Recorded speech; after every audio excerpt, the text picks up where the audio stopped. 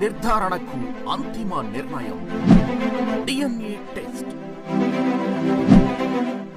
ఉన్నది ఉన్నట్లుగా వాస్తవాలను శోధించి వివరించే మన DNA టీవీ, మన రాష్ట్రం, మన ఛానల్.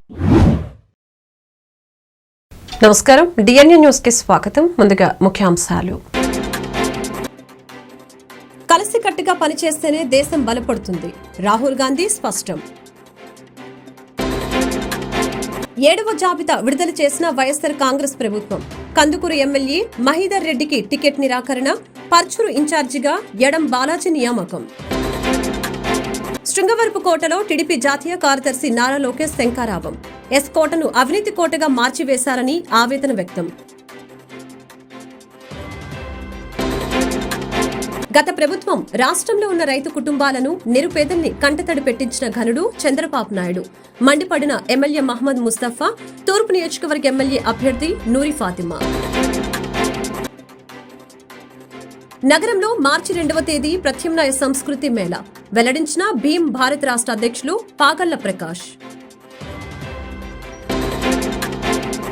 విజయవాడలో ఈ నెల 18, 19వ తేదీల్లో రిలే దీక్షలు. నగరంలో వెల్లడించిన ఏపీ గ్రామ రెవెన్యూ సహాయకుల సంఘం రాష్ట్ర ప్రధాన కార్యదర్శి ఉమామహేశ్వరరావు.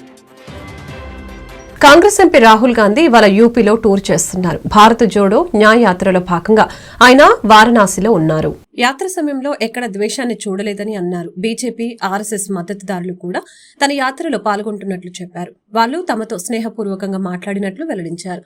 కలిసికట్టుగా పనిచేస్తేనే ఈ దేశం బలోపేతం అవుతుందని అన్నారు. దేశాన్ని ఐక్యంగా నిలబడటమే దేశం పట్ల ప్రేమను చాటుతుందని రాహుల్ గాంధీ పేర్కొన్నారు.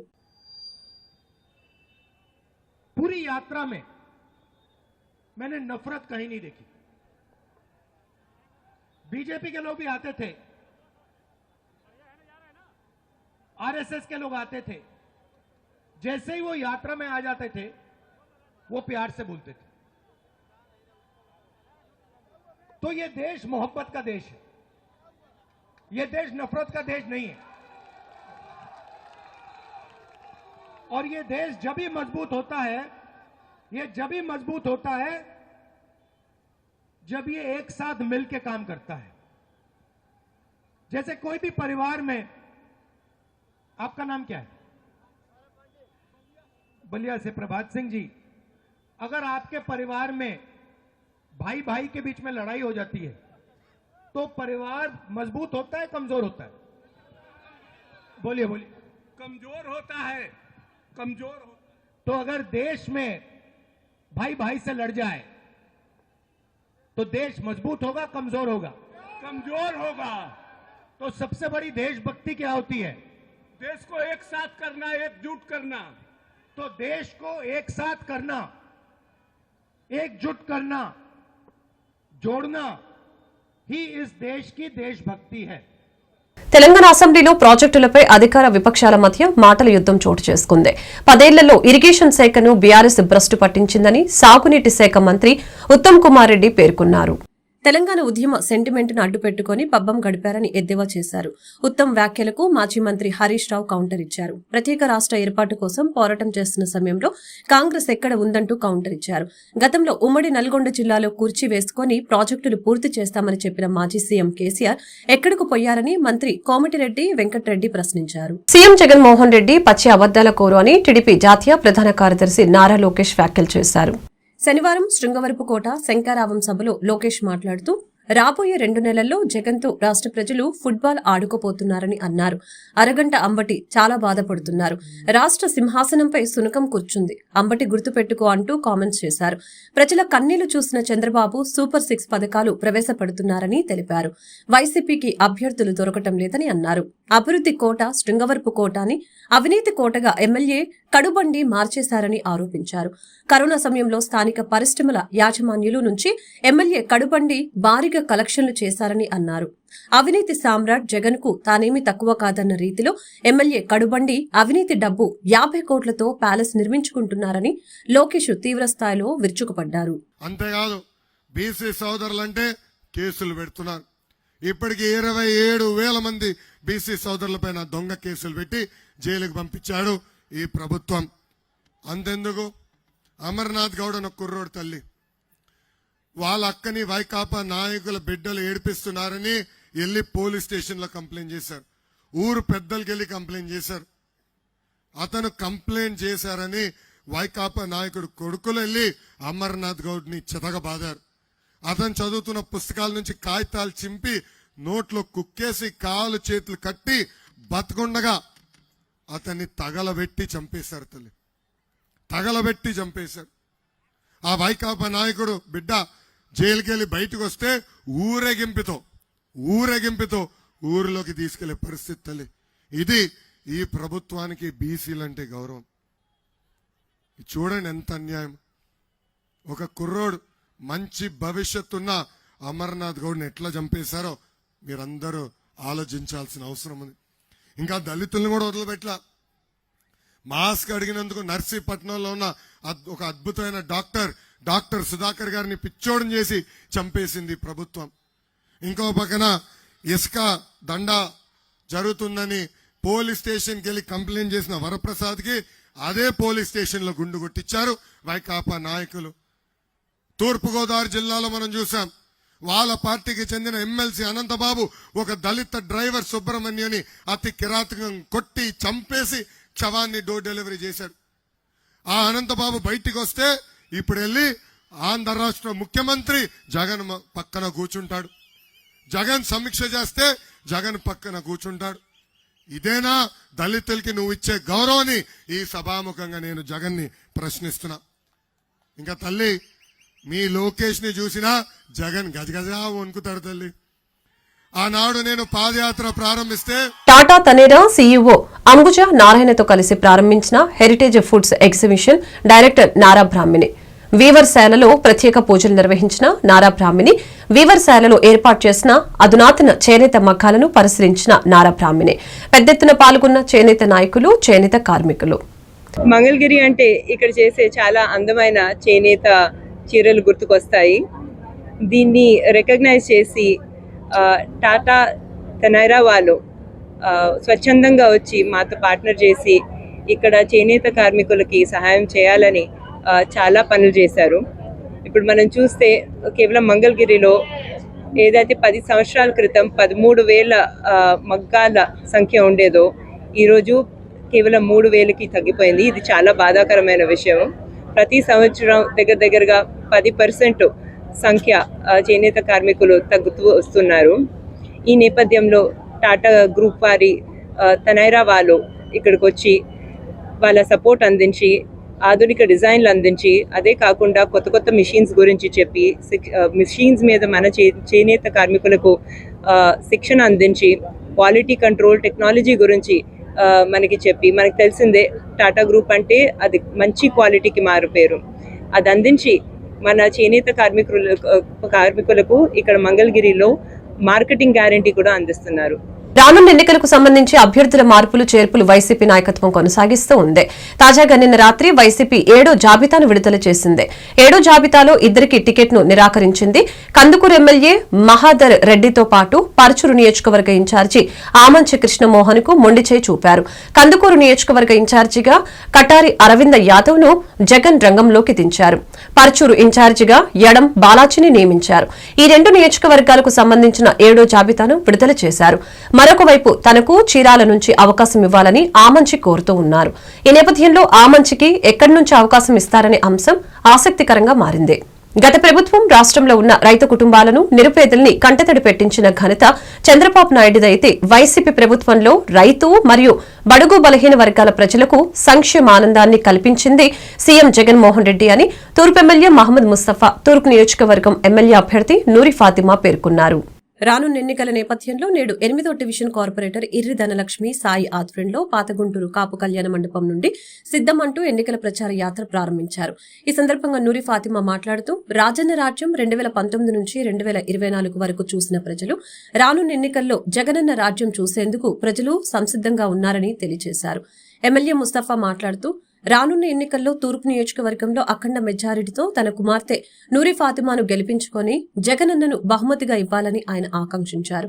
ఈ కార్యక్రమంలో 8వ division corporator Irri Dhanalakshmi, Irri Sai, ward president పుల్లా కిషోర్ మరియు వైసీపీ ముఖ్య నేతలు తోట ఆంజనేయులు, వాకా శ్రీనివాసరెడ్డి, మద్దిరెడ్డి సుధాకర్ రెడ్డి, పలువురు, మహేష్, పోలవరపు వెంకటేశ్వరరావు, జ్యోతి, మల్లవరపు రమ్య, కోలా భవానీ తదితరులు పాల్గొన్నారు. ఆంధ్రప్రదేశ్ దళిత మహాసభ పిలుపు మేరకు లౌకికవాదాన్ని, ప్రజాస్వామ్యాన్ని సమర్పించే అన్ని ప్రజా సంఘాలతో మార్చి 2వ తేదీన గుంటూరు నగరంలోని శ్రీ వెంకటేశ్వర విజ్ఞాన మందిరంలో ప్రత్యామ్నాయ సంస్కృతి మేళా నిర్వహిస్తున్నట్లు భీం భారత రాష్ట్ర అధ్యక్షులు పాగళ్ల ప్రకాష్ వెల్లడించారు. శనివారం ఉదయం 11 గంటల సమయంలో నగరంలోని శ్రీ వెంకటేశ్వర విజ్ఞాన మందిరం వద్ద ఏర్పాటు చేసిన మీడియా సమావేశంలో పలువురు ప్రజాసంఘ నాయకులతో కలిసి ప్రత్యామ్నాయ సంస్కృతి మేళా పోస్టర్లను ఆవిష్కరించి మాట్లాడారు. మార్చి 2వ తేదీ నగరంలోని శ్రీ వెంకటేశ్వర విజ్ఞాన మందిరంలో జరిగే ఈ కార్యక్రమానికి మహాకవి ప్రతి పద్మారావు హాజరు కానున్నట్లు చెప్పారు. ఆ రోజున భారత రాజ్యాంగ నిర్మాత డాక్టర్ బిఆర్ అంబేద్కర్ జీవిత చరిత్ర ఆవిష్కరణ కూడా ఉంటుందని తెలిపారు. ప్రకాష్ అండి, భీం భారత రాష్ట్ర అధ్యక్షుడు.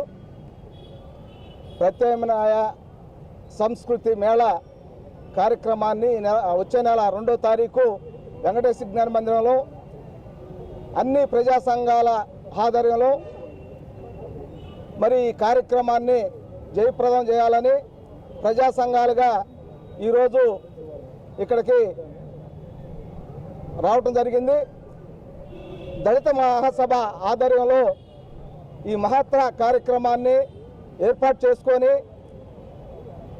ఆంధ్రప్రదేశ్లో ఉన్నటువంటి ప్రజా సంఘాల సమన్వయంతో ప్రత్యామ్నాయ సంస్కృతి మేళా కార్యక్రమాన్ని మహాత్మా జ్యోతిబా పూలే అంబేద్కర్ గారి సిద్ధాంతాలని ముందుకు తీసుకెళ్లేదానికి డాక్టర్ కత్తి పద్మారావు గారి నాయకత్వంలో ఈ మార్చి 2వ తారీఖు ఈ కార్యక్రమాన్ని జరుపుకోవటం జరుగుతుంది. ఈ కార్యక్రమంలో అనేకమైన రచయితలు, అదేవిధంగా మేధావులు, ప్రజాసంఘ నాయకులు. నా పేరు నాజండ్ల బ్రహ్మయ్య, రైతుకుల సంఘం. మార్చి 2వ తేదీ తలపెట్టినటువంటి రాజకీయ ప్రత్యామ్నాయ సంస్కృతి అనేటువంటి ఈరోజు డాక్టర్ కద్మద్వరావు మీద శివశక్తి అనేటువంటి ఒక యూట్యూబ్లో వచ్చినటువంటి దుర్మార్గమైనటువంటి ఆరోపణల్ని దాడులను మేము తీవ్రంగా ముందుగా ఖండిస్తూ ఉన్నాం. కత్తి పద్మరావు అంటే మరొక సుండూరు, మరో కారంసేడు ఉద్యమానికి ప్రతిరూపంగా ఉన్నటువంటి మహోన్నత వ్యక్తి, దళిత ఆత్మగౌరవ ప్రత్యేకమైనటువంటి కత్తి పద్మరావుని ఈరోజు దుర్మార్గంగా ఇలా మనవాదం శక్తులు దుర్మార్గమైన దాడులు చేస్తూ ఉన్నాయి. ఈ మనవాది యొక్క ఆలోచనల్ని తిప్పికొట్టాలని మేము మార్చి 2వ తేదీన ఈ సభను తలపెట్టాం. ఈ మతోన్మాదాన్ని వెనుక అనేకమైనటువంటి శక్తులు మత సామరస్యాన్ని కాపాడుకునేటువంటి వ్యక్తి కత్తి పద్మరావు. ఏ మతాన్ని ఇప్పుడు దూషించలేదు. మతోన్మాదం ముసుగులో ఉన్నటువంటి ఇలా మనవాదం చేస్తున్న దుర్మార్గం దాన్ని ఖండించడం కోసమే రేపు దళిత గిరిజన ప్రజా సంఘాలు అన్ని వర్గాల ప్రజలని దళిత మహాసభ ఆధ్వర్యంలో రేపు 2వ తేదీ జరిగే ఏపీ గ్రామ రెవెన్యూ సహాయకుల సమస్యల్ని రాష్ట్ర ముఖ్యమంత్రి వైఎస్ జగన్మోహన్ రెడ్డి పరిష్కరించాలని సంఘం రాష్ట్ర ప్రధాన కార్యదర్శి ఉమామహేశ్వరరావు డిమాండ్ చేశారు. శనివారం మధ్యాహ్నం 1 గంట సమయంలో నగరంలోని బ్రాడీపేటలో కల సిపిఎం కార్యాలయంలో ఏర్పాటు చేసిన మీడియా సమావేశంలో ఆయన మాట్లాడారు. ప్రతిపక్ష నేతగా వైఎస్ జగన్మోహన్ రెడ్డి హామీ ఇచ్చిన విధంగా వేతనాలు పెంచాలని, పలు డిమాండ్ల పరిష్కారానికి ఈ నెల 18, 19వ తేదీలలో విజయవాడలో రిలే దీక్షలు చేపడుతున్నామని, అప్పటికీ ప్రభుత్వం చర్చలకు పిలిచి తమ సమస్యల్ని పరిష్కరించుకుంటే సమ్మెపాట పడతామని హెచ్చరించారు. ఈ సమావేశంలో రాష్ట్ర అధ్యక్షులు అంజీ, రాష్ట్ర వర్కింగ్ ప్రెసిడెంట్ సాహెబ్, లక్ష్మణరావు, ముత్యాలరావు, పలువురు నాయకులు పాల్గొన్నారు. అట్లాగే డిఏ సంబంధించినటువంటి కోత విధించిన డిఏ బకాయిల్ని తిరిగి చెల్లిస్తామని చెప్పారు. ఇప్పుడు మరలా ఎన్నికలకి వెళ్ళబోతా ఉన్నారు. 5 ఏళ్ళు గడుస్తూ ఉంది. ఇంతవరకు ఇచ్చిన హామీల్లో అమలు చేయలేదు. కొత్తగా ఇటీవల డిఏ ఇచ్చారు. కానీ ఆ డిఏ ఈ నెల నుంచి అమలు చేస్తున్నట్టుగా ఇచ్చారు. మేము ఈ ముఖ్యమంత్రి గారిని, ఈ ప్రభుత్వాన్ని ఒకటే అడుగుతున్నాం. 7 ఏళ్ళుగా మా వీఆర్ఏలకి జీతాలు పెరగలేదు. కానీ నిత్యావసర సరుకుల ధరలు 300 నుంచి 400 రెట్లు పెరిగాయి. పెట్రోల్ ధరలు, డీజిల్ ధరలు, వంట గ్యాస్ ధరలు, అట్లాగే ఈ రాష్ట్ర ప్రభుత్వం మోపినటువంటి కరెంట్ ఛార్జీలు, ఆర్టీసీ ఛార్జీలు, చెత్త పన్ను, ఇవన్నీ లెక్కలేసుకుంటే 100 రెట్లు రేట్లు పెరిగాయి. కానీ జీతాలు మాత్రం 10,500 దగ్గరే అయిపోయాయి. పైగా ఒక్కో వీఆర్ఓ నుంచి 14,000 15,000 రూపాయలు డిఏ ఇచ్చాం గతంలో అని చెప్పేసి ఈ ప్రభుత్వం రికవరీ చేసింది. 10,500 రూపాయలతో ఈరోజు ఒక కుటుంబం బతకడం సాధ్యమవుద్దా? రెవెన్యూ మంత్రి గారు కానీ, ప్రిన్సిపల్ సెక్రటరీ గారు కానీ, CCLA గారు కానీ ఒక నెల ఈ 10,500 రూపాయల జీతంతో బతకగలరా? మీ కుటుంబాన్ని బతికించుకోగలరా? ఇది మేము అడుగుతున్నది. కాబట్టి తక్షణం ముఖ్యమంత్రి గారు చెప్పిన హామీని నిలబెట్టుకోవాలి. లేదా మన పొరుగునున్నటువంటి తెలంగాణ రాష్ట్రంలో మేము వాళ్ళు ఉమ్మడి రాష్ట్రంలో కలిసి పనిచేసాం. ఈరోజు అక్కడ ప్రభుత్వం వాళ్ళకి పే స్కేల్ జీతాలు ఇస్తూ ఉంది. కొంతలో కొంత ఉపశమనంగా ఉంది. ఆ రకంగా మాకు కూడా పే స్కేల్ ఇవ్వమని చెప్పేసి అడుగుతా ఉన్నాం. రెండోది, నామినీలుగా పనిచేస్తున్నటువంటి వాళ్ళని వాళ్ళ పని ఒకటే, జీతం ఒకటే, కానీ పేరు మార్చి వీఆర్ఓలుగా గుర్తించడానికి ఈ ప్రభుత్వానికి ఏం ఆటంకమో మాకు అర్థం కావట్లేదు. గతంలో తాడిశెట్టి వెంకట్రావు గుంటూరు పట్టణానికి ఎమ్మెల్యేగా ఎంతో సేవ చేశారని తాడిశెట్టి మురళి అన్నారు. గుంటూరు తూర్పు, పశ్చిమ, పొన్నూరు నియోజకవర్గాల గెలుపుకు ఎంతో కృషి చేస్తామని మురళి తెలిపారు. 5 సంవత్సరాలు పార్టీ మమ్మల్ని గుర్తిస్తుందేమోనని చూశాము. మా అభిమానులు అసంతృప్తిలో ఉన్నారు. అందుకే 19వ తేదీన కార్యకర్తలు, బంధువులు, ఆత్మీయులతో శుభం కళ్యాణ మండపంలో సమావేశం జరుగుతుందని తెలిపారు. ఆ సమావేశంలో చర్చించుకుని తదుపరి నిర్ణయం తీసుకుంటామని అన్నారు. మా కుటుంబాన్ని జగన్మోహన్ రెడ్డి పట్టించుకోలేదు. ఎన్నో అవమానాల్ని ఎదుర్కొన్నాము. జగన్మోహన్ రెడ్డిపై ఉన్న అభిమానంతో ఎదురు చూశాము. అయినా ముఖ్యమంత్రి పట్టించుకోలేదు. పార్టీ నన్ను, నా కార్యకర్తల్ని పట్టించుకోలేదని మండిపడ్డారు.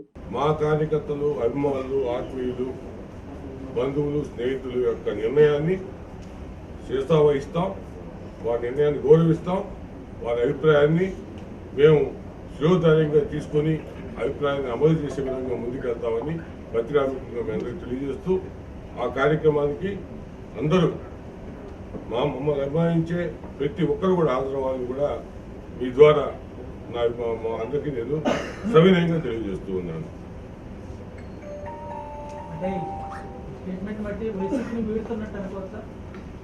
అంటే నిర్ణయం అనేది నేను ఇప్పుడు చెప్పినట్టుగా ఆత్మీయ సమావేశం నిర్ణయం తీసుకుంటాం. ఎందుకంటే మాకు మా ఆత్మీయ కన్నా మించింది ఎవరూ లేరు.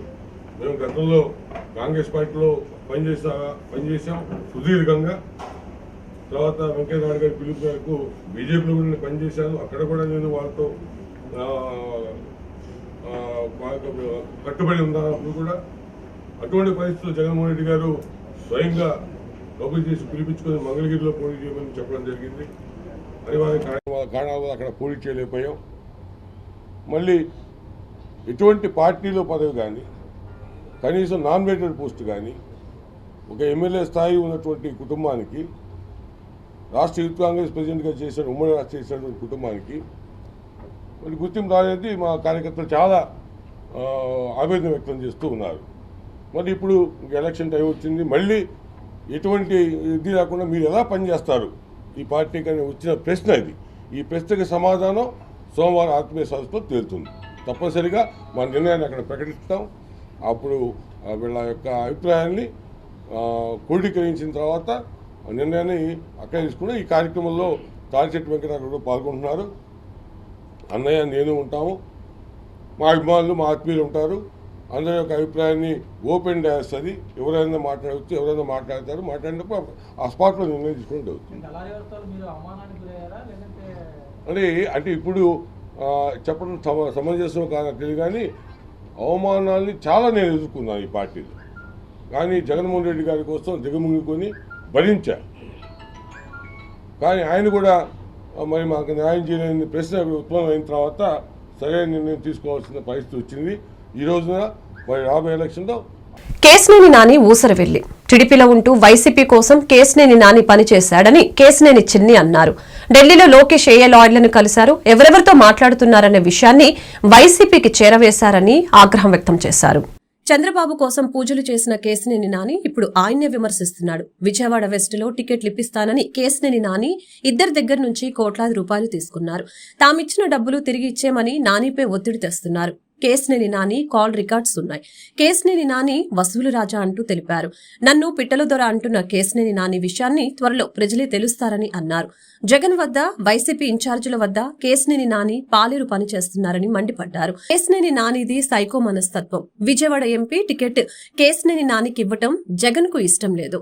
అవినాష్, వెల్లంపల్లి వంటి వారికి కేశినేని నాని అసిస్టెంట్ గా పనిచేస్తున్నారని మండిపడ్డారు కేశినేని చిన్ని. పెట్రోల్ ధర ఎవరో పోనీ నువ్వేదో పెద్ద హృతిక్ రోషన్ లాగా అనుకుంటున్నావేమో. నీ ఆకారం చూస్తే నీకు అర్థమవుతుంది నీ పరిస్థితి ఏంటో. నీ మానసిక పరిస్థితి బాగోలేదు. ఇంకొక విషయం చెబుతున్నా, నువ్వు ఎంతో నటించావు. ఇవాళ మా నాయకుల దగ్గర ఎంతో నటించావు. చంద్రబాబు నాయుడు గారు జైలుకి వెళ్ళిన సమయంలో అసలు ఏదో అయిపోయినట్టు కన్నీళ్లు పెట్టుకున్నట్టు చేసావు. ఇవాళ జగన్ దగ్గరికి వెళ్ళి పాలేరు పని చేస్తున్నావు. పాలేరు పని జగన్ దగ్గర చేయట్లా, నువ్వు ఇన్ఛార్జీలకి అసిస్టెంట్గా చేస్తున్నావు. నువ్వు రోజు నీకు తెలిసింది ఒకటే మాట, ఒక గ్లోబల్స్ ప్రచారం, పెట్టల ద్వారా లేకపోతే డబ్బులు తీసుకున్నారు, విషానం ఎత్తైపోతున్నారని. అరే సారీ, నీకు చెబుతున్నా, నీవు కాదు కదా ఎవడొచ్చినా, నీ నాయకుడు తండ్రి గారే మా పార్టీని ఏమీ చేయలేకపోయారు. ఇవాళ మీ పార్టీ మొత్తం ఖాళీ అవుతుంటే నీకు అర్థం కావట్లేదు. నువ్వు గోల్ పాడుకుంటావు, ఏసీ రూముల్లో వస్తావు. 2019 నుంచి 23 వరకు నువ్వు ఎన్ని గ్రామాలు తిరిగావని నేను క్వశ్చన్ చేస్తున్నా. నీకు దగ్గర దమ్ము ధైర్యం ఉంటే సమాధానం చెప్పు. ఇవాటి వరకు ఎక్కడా కూర్చోకుండా ఏసీ రూముల్లో కూర్చుని, అందుకే అధిష్టానం నిన్ను చేత్కరించింది, నిన్ను ప్రజా జీవితం నుంచి దూరం చేయింది. రేపు రాబోయే ఎలక్షన్స్లో నిన్ను ప్రజా జీవితంలో ఇది లాస్ట్ ఎలక్షన్, జీవితంలో ప్రజా జీవితంలో కనపడవు. అంతేకాకుండా నీవు మా నాయకుడిని, నేను నీకు మొన్న కూడా చెప్పాను, ఆయన అడిగే క్వశ్చన్కి ఏ రోజు నీ దగ్గర సమాధానం లేదు కాబట్టి నువ్వు దాటేస్తా మా నాయకుడిని విమర్శిద్దామని చూస్తున్నావు. సరే, మీ నాయకుడు ఒక సైకో కాబట్టి మా నాయకుడిని విమర్శిస్తే ఆ సైకో ఆనందం పడతారు కాబట్టి ఈ పిల్ల సైకోలందరితో కలిపి నువ్వు ఇంకో సైకోలాగా తయారయ్యావు. ఒక్కటి గుర్తుంచుకో, ఇంకొక 2.5 నెలల్లో నువ్వు ప్రజా జీవితంలో కాదు, నువ్వు చేసిన తప్పులకి నిన్ను చారుణమైన పరాభవం, అంతేకాకుండా దారుణంగా పరాభవించబోతున్నాం. తెలుగుదేశం నాయకులు కార్యకర్తలను అన్యాయంగా నువ్వు చేసిన, నువ్వేమంటావు సౌమ్య గారి గురించి, ఆవిడ గురించి నువ్వు మాట్లాడతావా? పానీపూరి బండిని కంట్రోల్ చేయటం వలన డయేరియా తగ్గదని, ఎప్పుడైతే ఈ మురికి నీళ్లు, ఈ డ్రింకింగ్ వాటర్ ని నియంత్రిస్తే డయేరియా అనేది పూర్తిగా కంట్రోల్ అవుతుందని డాక్టర్ శనెక్కల రాజకుమారి తెలిపారు. పానీపూరి బండ్లని కంట్రోల్ చేయటం వల్ల డయేరియా పూర్తిగా కంట్రోల్ అవ్వదు. ఎప్పుడైతే ఈ మురికి నీళ్లు, ఈ డ్రింకింగ్ వాటర్ ఉంటాయో పేద ప్రజలు నిత్యం ఇక్కడే పట్టుకుంటూ ఉంటారు. దీనివలన డయేరియా అనేది వస్తూనే ఉంటుంది. ఈ మురికి వాటర్ని నియంత్రిస్తేనే డయేరియా అనేది పూర్తిగా కంట్రోల్ అవుతుంది. గుంటూరు జిల్లా హిందూ కాలేజీలో బాలోత్సవం కార్యక్రమం ఘనంగా నిర్వహిస్తున్నట్లు కెఎస్ లక్ష్మణరావు తెలిపారు. ఈ రోజు రేపు ఈ కార్యక్రమం ఉత్సాహంగా జరుగుతుందని ఆయన చెప్పారు. పరీక్షలు, ర్యాంకులు మోజులో పడి అసలైన ఆనందాన్ని కోల్పోతున్న నేటి తరం పిల్లల్లో ఉత్సాహాన్ని నింపుతూ సృజనాత్మకతను వెలికితీయటం వంటి లక్ష్యంతో ఈ కార్యక్రమం నిర్వహిస్తున్నట్లు ఆయన తెలియజేశారు. నేను అనే భావం నుంచి మనం, మన ఆలోచన విద్యార్థుల్లో రేకెత్తించేలా ఈ కార్యక్రమం కొనసాగుతుందని ఆయన వివరించారు. గుంటూరు జిల్లా తాలూకా ఎదురుగా జేఏసీ ఆధ్వర్యంలో ఉద్యోగులు ఆందోళనకు దిగారు. పెండింగ్ బకాయిలను ప్రభుత్వం వెంటనే చెల్లించాలని డిమాండ్ చేశారు. ఓపీఎస్ విధానాన్ని పునరుద్దరించాలని, 30% ఐఆర్ ప్రకటించాలని ఉద్యోగులు కోరారు. గత 3 రోజులుగా ఉపాధ్యాయ జేఏసీ ఆధ్వర్యంలో ఉద్యోగులు ఆందోళన చేస్తూ ఉన్నారు. రానున్న రోజుల్లో ఉద్యమం ఉధృతం చేస్తామంటూ ఉద్యోగులు వారికి న్యాయంగా రావాల్సినటువంటి 26,000 రూపాయల కోట్లని తక్షణమే ఇవ్వాలని కోరారు. ఏపీ జేఏసీ ఆధ్వర్యంలో 14/2/2024 నుంచి కూడా రాష్ట్ర వ్యాప్తంగా ఉద్యమ కార్యాచరణలో భాగంగా అన్ని తాలూకాల్లోనూ, అన్ని జిల్లాల్లోనూ నల్ల బ్యాడ్జీలు ధరించి ప్రభుత్వం నిరంకుశ వైఖరికి నిరసనగా చాలా భారీ ఎత్తున ఉద్యమం నడుస్తూ ఉంది. ఉద్యమ కార్యాచరణలో భాగంగా ఈరోజు గుంటూరు జిల్లాకి తాలూకా స్థాయి ఏదైతే ధర్నా ఉందో ఈ ధర్నాని సందర్శించడానికి రావడం జరిగింది. చాలా సంతోషం. ఇక్కడ ఉన్నటువంటి ఉద్యోగ, ఉపాధ్యాయ, కార్మిక పెన్షన్లందరూ కూడా చాలా పట్టుదలగా ఈ ప్రభుత్వం మా యొక్క న్యాయమైనటువంటి మా యొక్క జీపీఎఫ్లు కానీ, ఏపీజీఎల్ఐలు కానీ, అలాగనే మాకు రావలసినటువంటి మెడికల్ బిల్లులు కానీ ఏ విధమైనటువంటి బెనిఫిట్స్ ఇవ్వటం లేదు. మా సరెండర్ లీవ్లు మాకు ఇవ్వటం లేదు. గత్యంతరమైనటువంటి పరిస్థితిలో ఈ యొక్క ప్రభుత్వం మమ్మల్ని భాగానికి ఈడ్చినటువంటి పరిస్థితి కూడా ఈ ప్రభుత్వానిదే.